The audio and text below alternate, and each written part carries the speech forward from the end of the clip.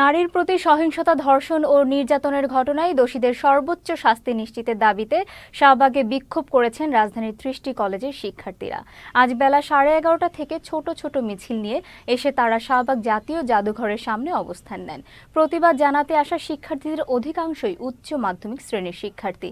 এ সময় তারা ধর্ষণ ও নারী নিপীড়ন বিরোধী নানা স্লোগান দেন। শিক্ষার্থীদের কর্মসূচি ঘিরে শাহবাগে সতর্ক অবস্থান নিয়েছে আইন শৃঙ্খলা রক্ষাকারী বাহিনী। সেখানে বাড়তি পুলিশ সদস্য মোতায়েন করা হয়েছে।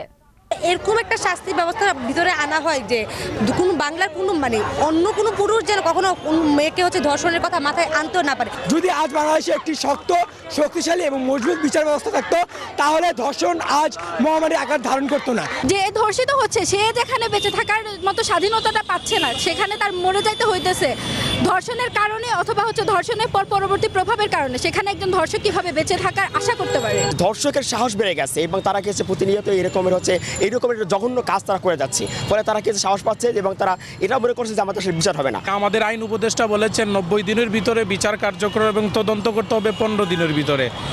এই যে একটা প্রক্রিয়া তিনি বলেছেন, আসলে এগুলো করলে কিন্তু সমাজ থেকে ধর্ষণ কিন্তু উঠে যাবে না।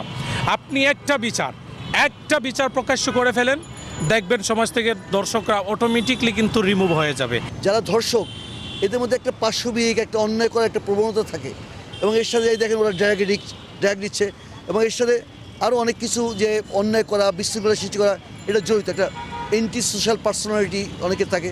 তো কাজে এই জিনিসগুলো একটা প্যাকেজ।